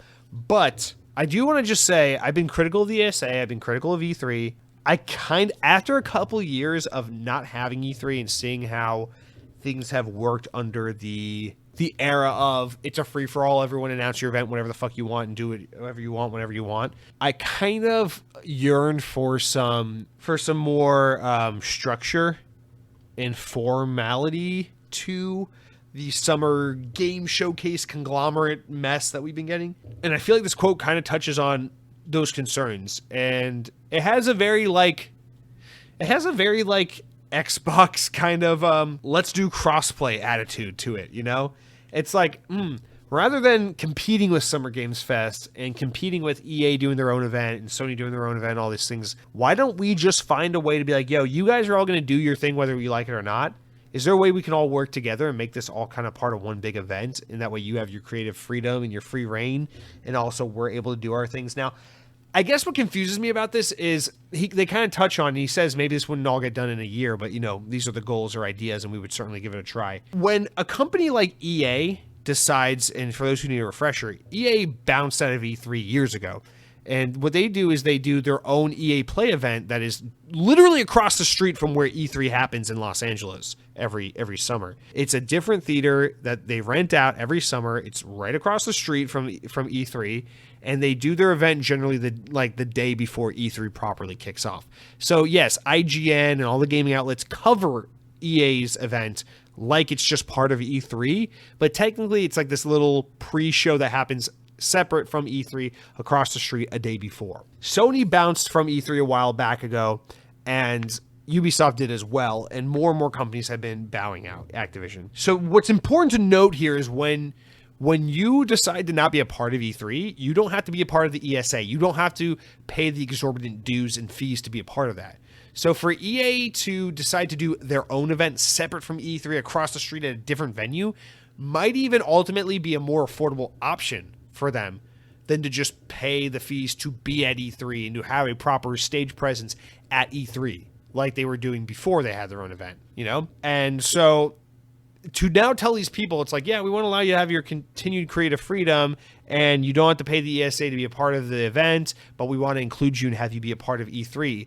Well, what does that do for the companies like Microsoft and Devolver Digital, etc., who do continue to participate in E3, or at least did until it stopped for a while because of the pandemic? Because now it's like, well, if you're Microsoft, you might be like, well, fuck, why are we paying so much to be a part of the ESA when, like, we don't want to be, you know, we don't want to fucking, we can just do our own event and still be considered part of E3, you know? So it's like, what real incentive does it have? And I do understand a lot of these companies like Sony and Microsoft are part of the ESA anyway, because the ESA does a lot more than just E3. They're the governing body that runs the ESRB, and which is the ratings board, and they're kind of the self-governing board that maintains the video game industry so that the in the US at least, the government fucks off and doesn't interfere too much with the games industry. And so that's kind of the whole purpose of that. So either way, these companies are pouring money into the ESA and being a part of it. So it's not like they're just either giving nothing to E3 or everything. But I do find that quite interesting that it's like, why would anyone want the flexibility or want to be tied to E3 specifically if they could still be a part of E3 while also not necessarily being part of E3? Does that make sense? Continuing on with that train of thought, this also seems like maybe what it is now that we've had a couple years without E3, ReedPop knows and the ESA knows there's no way to reel it all back in. There's no way to be like, okay, that was nice. Everyone did their own showcase event for a couple summers while E3 took a break. Now it's time for everyone to come back. Let's do E3. You can't necessarily command that to all fall back into place again. So I wonder if this is more them understanding that, you know, E3 was gone for a few years and now they are at the mercy and the will of the industry rather than everyone being at their mercy and will. The tables have turned. And if this is their way of being like, listen, we got to meet these companies where they're at because we can't expect them to all be waiting for us. Because think about it, they've all experienced success without us. You know, the Xbox and Bethesda Summer Game Showcase happened this year with or without E3. And it happened without E3, and we know it was just fine. It was successful. Many people watched it. The news got across. Eyeballs were glued to Microsoft for the day when that happened, you know. So ESA and ReedPop know this, and so they can't go around expecting these people to come back to them when it's like they don't need us. Everyone can do a Nintendo Direct style event now. There's no need for one body to unite it all and kind of coordinate a specific event for everyone else. Now everyone can pick and choose what time they want to go as they please and kind of have it their way, you know? And so that's a whole other element to it. But smart for them to acknowledge the whole point that, listen, E3 is traditionally, historically, an event for media and for investors. It's for you know, for investors and retail companies and partners to go to this event and see the games that are coming and be like, oh, this game looks promising and big. You know, Walmart wants to order X amount of copies of this game to sell in stores this fall season. And Best Buy really wants to invest in the Kinect. We think it's going to be huge. Order 2 billion of them, please, and thank you. You know, and for IGN and GameSpot and Kotaku to run around and be like, hey, I'm sweating my ass off, but we're here talking with the developer about a game you probably don't even give a shit about. What do you have to say about your game? You know, and handing them the microphone. To us, to the 99% who aren't at E3, who don't work in the industry, who are just fans of games, E3 is just like, oh yeah, we turn on the fucking computer or the TV and it's like they're talking about all the video games for a week. It's awesome. And so trying to tailor your event more to that audience understanding that rather than doing the shit the ESA was talking about, you know, in 2019 before everything happened, where they're like, yeah, we're going to make it more of a fan event. We're going to invite influencers to come out, and we're going to invite fans and sell tickets to fans. So it will be like PAX, and we'll have cool games and fucking events for them to check out. And it's like, no one gives a shit about that, man. We just care about the announcements. We just want to see a fucking guy get up on stage and shake his hands with a little ball of yarn, like when Yarn was revealed, you know? We want to see fucking Keanu Reeves jump up and talk about a game that's going to ultimately get review bombed by a bunch of fucking dudes who live in their mom's basement. Like, that's what we're here for, okay? And so it sounds like ReedPop is saying all the right things. It sounds like they have their mind in the right place about what needs to happen. I'm just dubious of in concern that they might not have or be able to command the power to get all the publishers in place to be like, yeah, we'll play, we'll do this, we'll make Summer Game Fest and Xbox and Ubisoft and EA and Sony and everyone all a part of E3. Even if we're doing our own events, we'll call it E3. Because one thing I do desperately miss from the past few years, the way we've done these summer events, is I miss the structure. I miss knowing that E3 was going to be like these 2 or 3 days of events where I could request off work and be like, okay, for the next 3 days, I'm at home, I'm watching TV, and I'm following all the news. I'm getting ready. But now it's not like that. Now it's like, okay, Xbox is doing an event in early June, kind of like they used to when E3 was around. And then, okay, Summer Game Fest is like a week before that. And then Ubisoft has something in September. And PlayStation, I don't know what they're doing. Are they going to have an event? When is that going to be? Oh, look, Nintendo has another Nintendo Direct. No, it's just one of the ones where they talk about Fire Emblem. It's just another Fire Emblem thing. Forget about that. No one cares about Fire Emblem. Okay. And, you know, it's just so confusing. You got to constantly have your direction and your attention pulled all the time, a million different ways. And it's not, there's no fluidity, there's no structure to it. So from a fan standpoint, I feel like it's almost become more of a mess in this uncontrolled freedom we have. So I don't know. I don't know what the answer is, and I don't know how this looks. It'll be interesting to see what kind of attention and hype and structure ReedPop can really ultimately command and conduct here. But I gotta be honest, despite my criticism I've had of E3 over the years, I welcome a little bit more of that old school structure again, to be able to just know these are the specific days where all the major players are going to have their events, and I can sit down, order some pizza, crack open an ice cold dew, and watch Sony and Microsoft and Nintendo and EA and Ubisoft, and obviously roll my eyes and yawn because it's like, oh my god, EA is really just talking about football again. Oh my god, Ubisoft's really just talking about Just Dance again. Holy shit. But you know, it's still fun. It's fun. And I miss that event atmosphere that surrounded it. And it sounds like they want to go for that again. So we'll see, man. And then our last story of the week, this is kind of a wrap up, not much to add here. But the NPD group, as relayed by VGC, the NPD group has tipped Elden Ring to end 2022 as the best-selling title in the U.S. market. This is interesting. The NPD analyst Matt Piscatelli made a prediction in a blog reflecting on games industry sales in the first half of the year, looking forward to the remaining 6 months of the year. Quote, Elden Ring will finish as 2022's best-selling premium game in the U.S. markets, making only the third time since 2009 that a Call of Duty franchise release does not lead the market, he wrote. Elden Ring, released on February 25th, has already shipped 13.4 million units worldwide as of March 31st, so we can expect they're well past that number now, according to publisher Bandai Namco. In April, NPD said Elden Ring had overtaken Call of Duty Vanguard to become the best-selling game of the past 12 months in the U.S. Piscatelli predicts that the year's top-selling games in the U.S. in alphabetical order will be Call of Duty Modern Warfare 2, Elden Ring, God of War, Ragnarok, Gotham Knights, Horizon Forbidden West, LEGO Star Wars The Skywalker Saga, Madden NFL 23, NBA 2K23, Pokemon Legends Arceus, and Pokemon Scarlet/Violet. He said, quote, despite Elden Ring's leading the individual title charts, Call of Duty will remain the U.S. market's best-selling premium gaming franchise for the 14th consecutive year, he forecasted. Overall, U.S. consumer spending on video game hardware and content for the year had reached $55.5 billion, a decline of 8.7% compared to last year. And we knew with the decline, we knew that was going to happen a little bit now that people are mostly all back to normal. And we're not all stuck at home with nothing to do other than take on new hobbies and play video games. So it's down 8%, but not like an alarming 8%. Also, it's kind of a slower year for the industry, so I think people are a little less excited and ecstatic about their gaming hardware right now. Okay, so this is a high prediction because Call of Duty always takes the top spot. Obviously, for a game like Elden Ring to surpass a game like Call of Duty would be incredibly impressive. Considering that Call of Duty has insane, massive mainstream appeal, and a game like Elden Ring, at least historically, would be a little more niche. It's a very hardcore game. It's a very challenging game. It's not very welcoming to most newcomers, most casual gamers. However, this game has just managed to take the world by storm.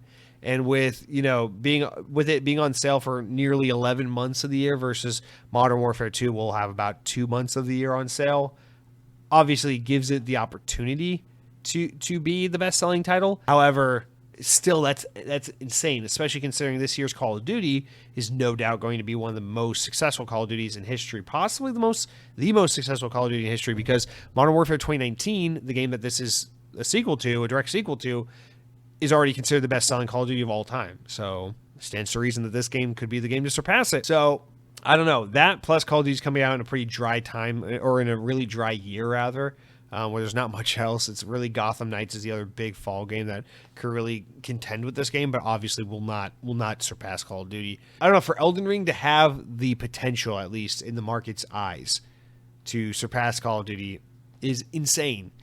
And I think it just goes to show, we sit here and we talk about the games industry as fans, and we conjecture about and postulate about what we think is going to do well, what we think is good, what we do and don't like, and we try to understand the trends in the industry. Did anybody think Elden Ring was going to be this big? Obviously, we all thought it was going to do well. From Software games do well. They review really well. They have a really dedicated fan base. They always sell pretty solid. I expected Elden Ring to be a success, commercially and critically. I did not expect Elden Ring to be a game that, fucking my manager at work would ask me about, and that all my coworkers would just be talking about, and that I'd open up fucking Twitter and it's just oh, we're talking about Elden Ring again. Well, at least it's not fucking politics, I guess. God damn it.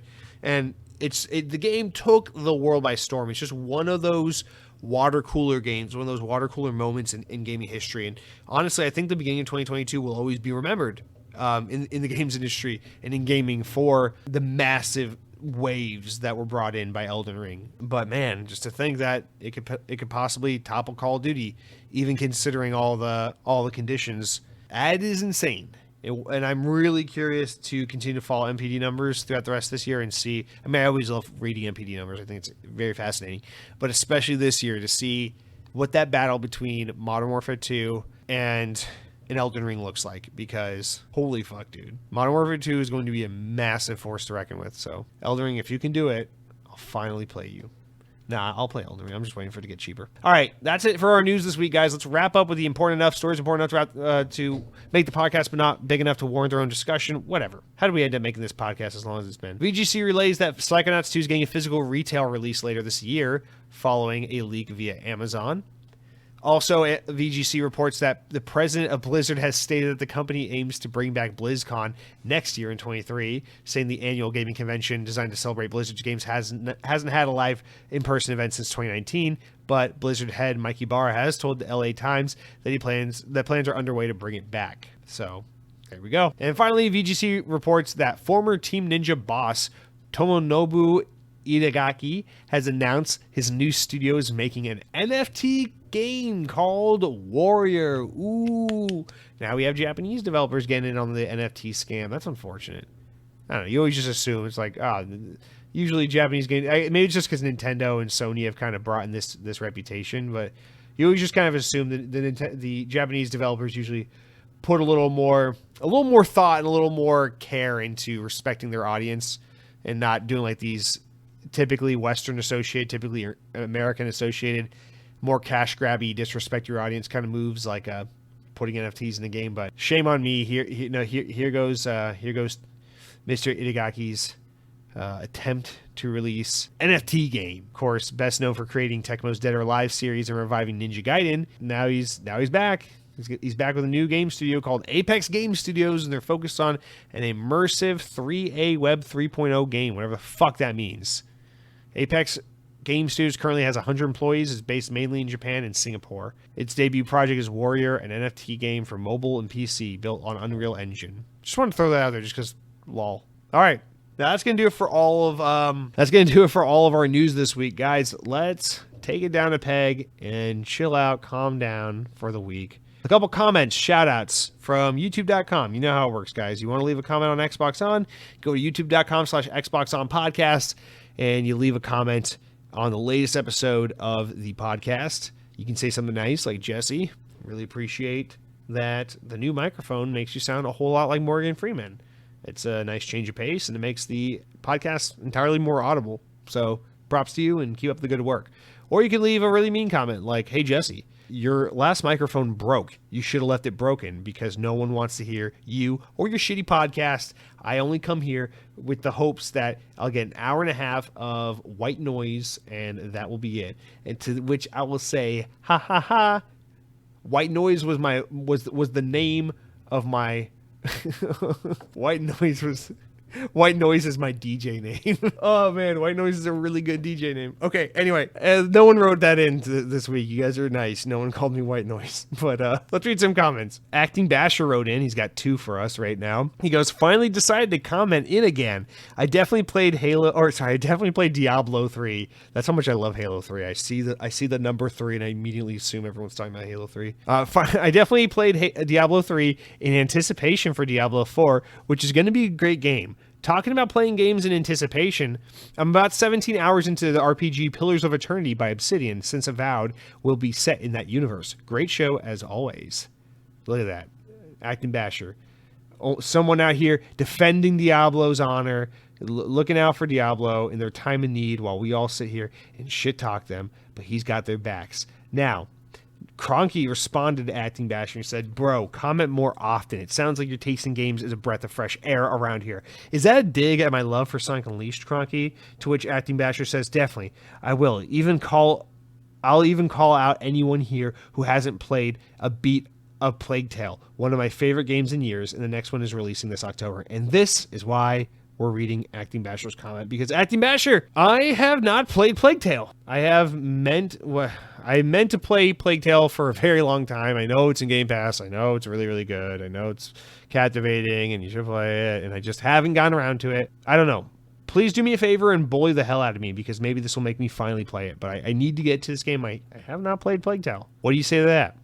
But you also rounded out by saying, off your topic of remakes, all I really want is a Fable Trilogy remake so I can experience it once more before the new one releases. Remake them with modern controls.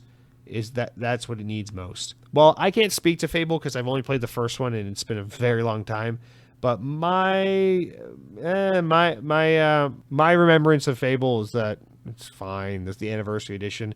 They're all backwards compatible. But I mean, if you say it's janky control-wise, I guess so. Whatever. I'll take your word for it. But like we said earlier, maybe focus a little more on the new content, maybe. Cronky, speaking of Cronky, he writes and says, I think Halo Infinite is designed to trick you. Every time when I come back to it, my first match is super fun. I'm like, wow, can't wait to keep playing.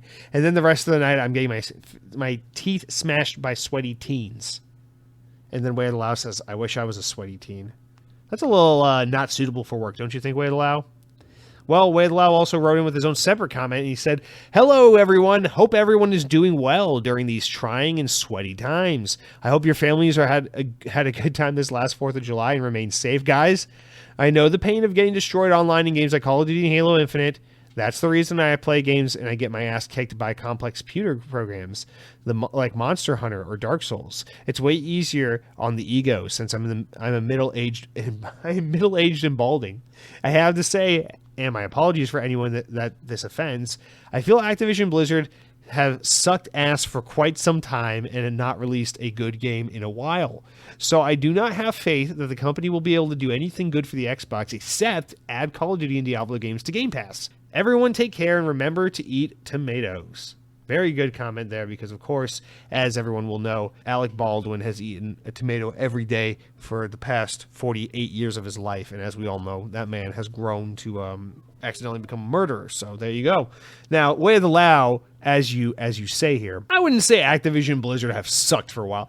I would say Blizzard has had a massive fall from grace and has very much deserved their earned reputation that they have now for being anti-consumer and for not putting out good games anymore and all these things. I think a game studio is not earned or deserved a good reputation just because at one point in time they were great. You know, obviously Blizzard's a phenomenal team. Warcraft, StarCraft, you know, even Overwatch, because I know people love that game. These games are incredibly important to gaming, but that doesn't mean Blizzard is just given a pass no matter what they do. You know, that you have to maintain a level of quality and consistency to be considered one of the greats. And I think Blizzard have absolutely had a fall from grace.